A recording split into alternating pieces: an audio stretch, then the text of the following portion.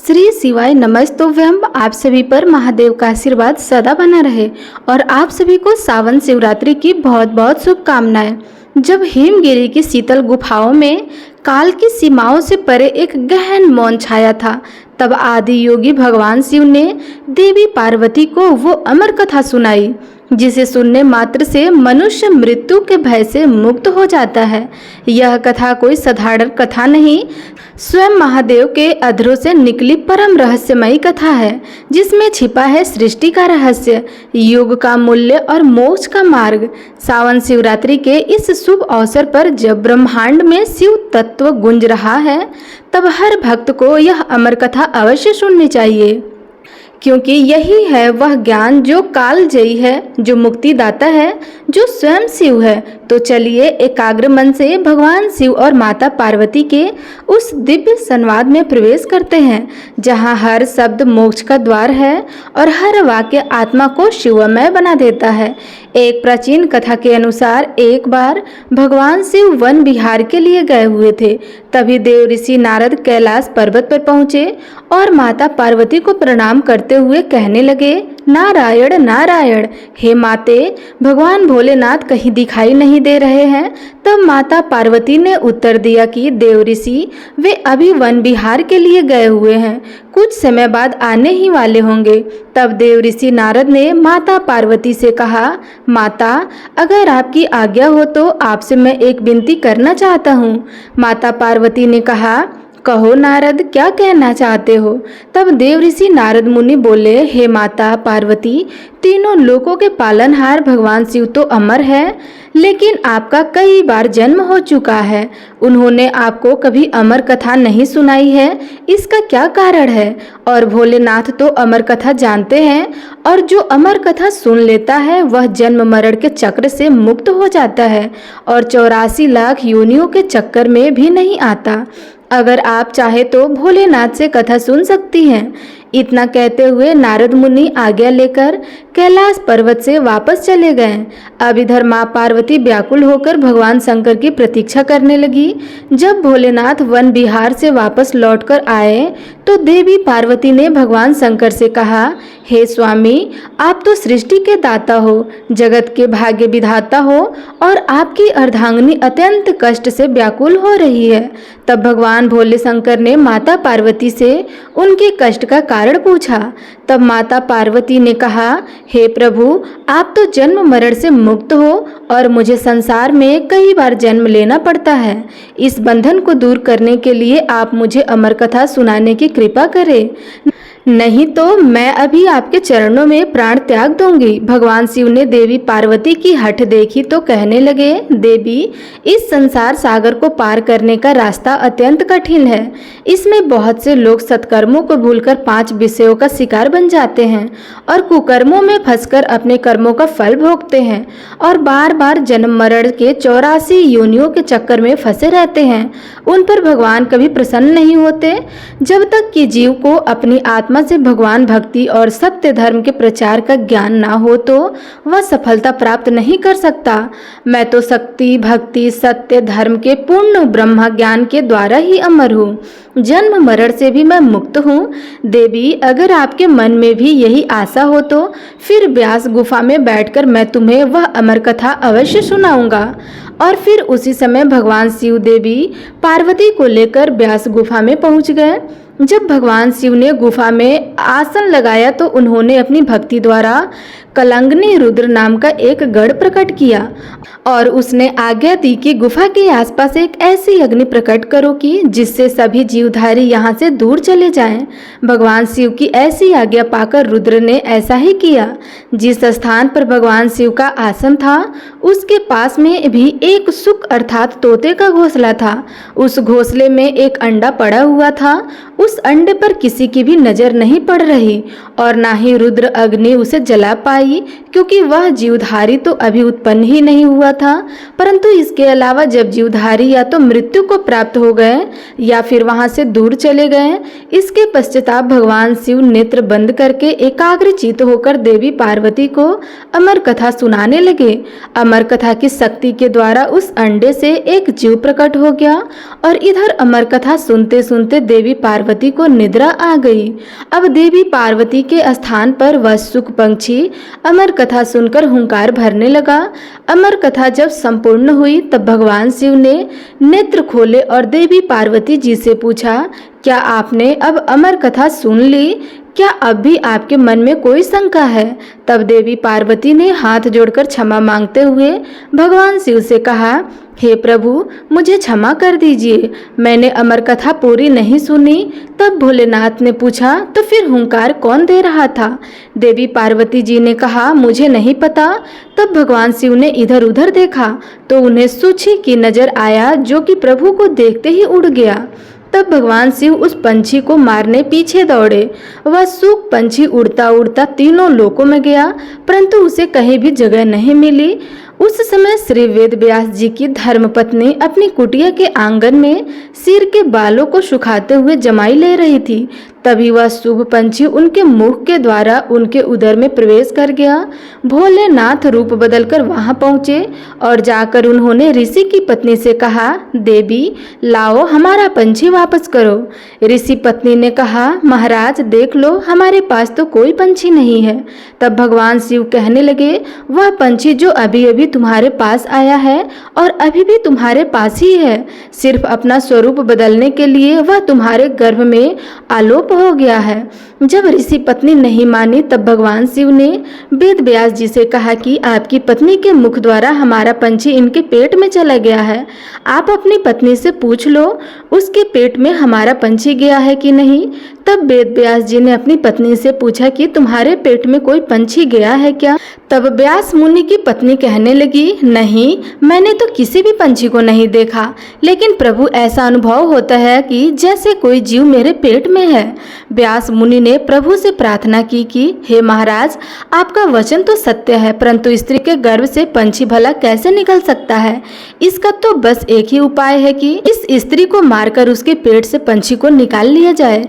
तब भगवान शिव कहने लगे, इतनी सी बात के लिए भला इस स्त्री को मारने की क्या आवश्यकता है? इस नादान स्त्री पर तो हमें बहुत तरस आ रहा है।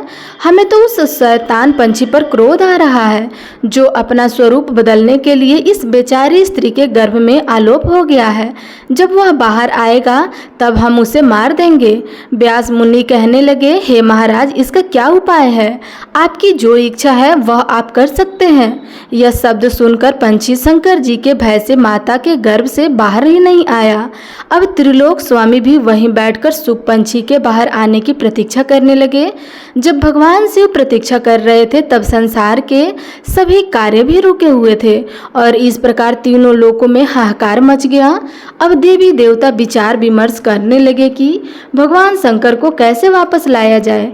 तब देवताओं से आज्ञा पाकर नारद जी व्यास मुनि के द्वार पर शंकर जी के पास पहुँचे और जाकर प्रणाम करके भगवान शंकर से कहने लगे, हे डमरूधारी, हे त्रिशूलधारी, हे तीनों लोकों के पालनहार, हे महाकलेश्वर, हे नीलकंठ, हे भोलेनाथ, आपका यहाँ कैसे आना हुआ? तब शंकर जी कहने लगे, नारद जी, यह समस्या आपकी ही पैदा हुई है और आप मुझसे ही पूछ रहे हैं। शुभ पंछी व्यास मुनि की पत्नी के गर्भ में आलोप हो गया है। जब वह बाहर आएगा तब मैं उसे मारकर ही वापस आऊंगा। देव ऋषि नारद ने कहा, प्रभु, आपका तो वचन है कि जो भी अमर कथा सुन लेता है वह अमर हो जाता है, वह जन्म मरण के चक्र से भी मुक्त हो जाता है।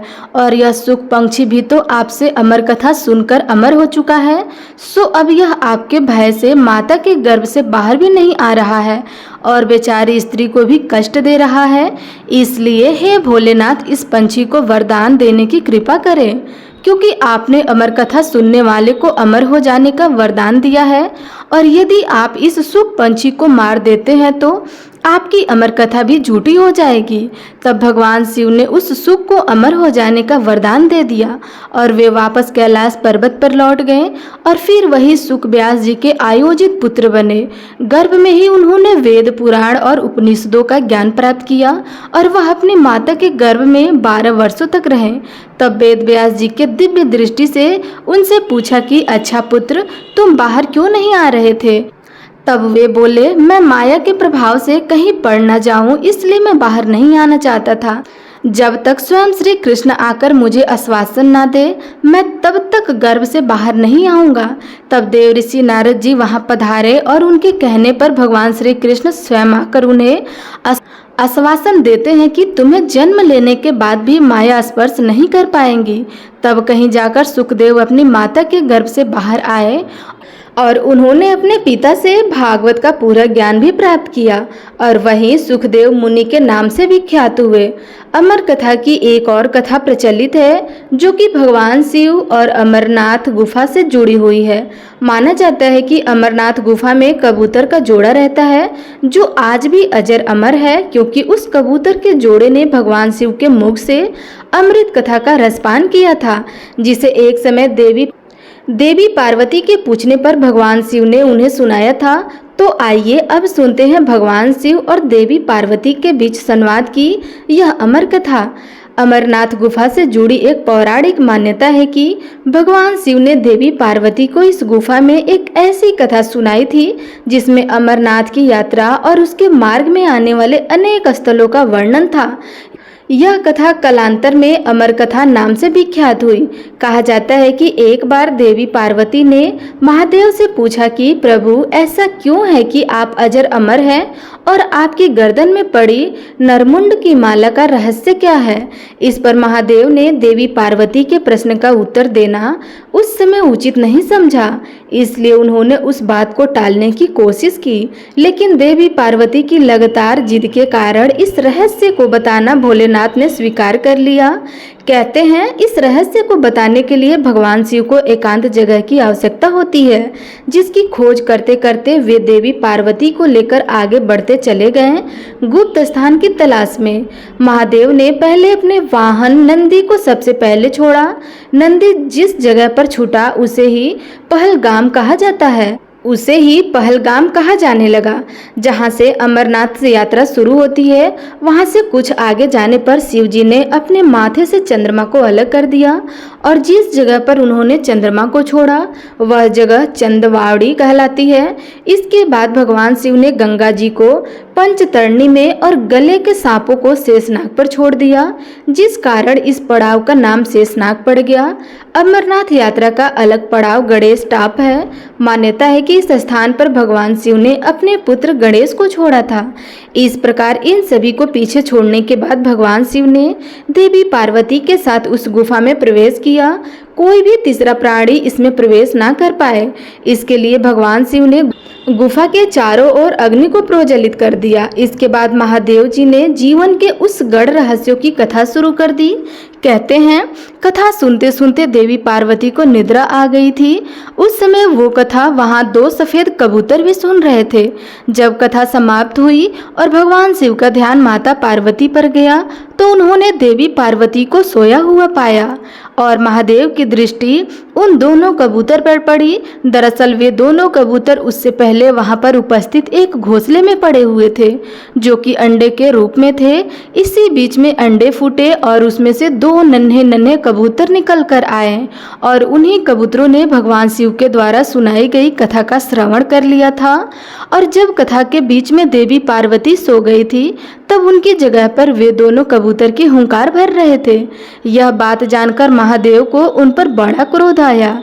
वे उन्हें मारने के लिए दौड़े। फिर वे दोनों कबूतर स्वयं ही महादेव के पास आकर बोले, हे महादेव, अगर आपने हमें मार दिया तो आपकी अमर कथा तो झूठी हो जाएगी, क्योंकि हमने तो आपकी अमर कथा सुन ली है।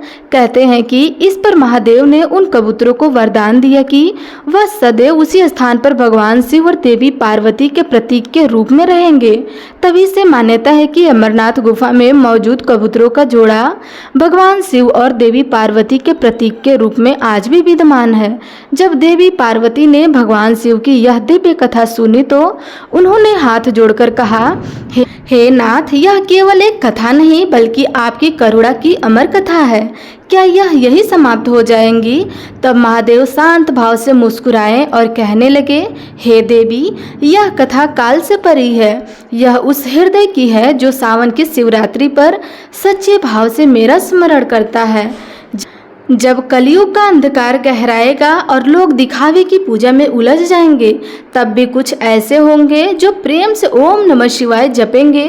उनके लिए यह कथा दीप बनकर उनके जीवन के अंधकार को हर लेंगी।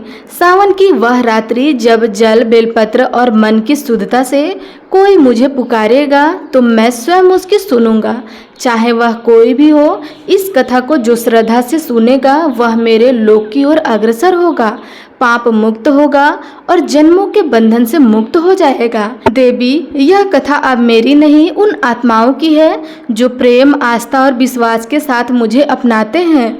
इस प्रकार अमर कथा एक वचन बनकर शिव भक्तों को आशीर्वाद देती है कि अगर भक्ति सच्ची हो तो भगवान स्वयं निकट आ जाते हैं। तो ये थी आज की कथा। प्रेम से बोलिए शंकर भगवान की जय, माता पार्वती की जय।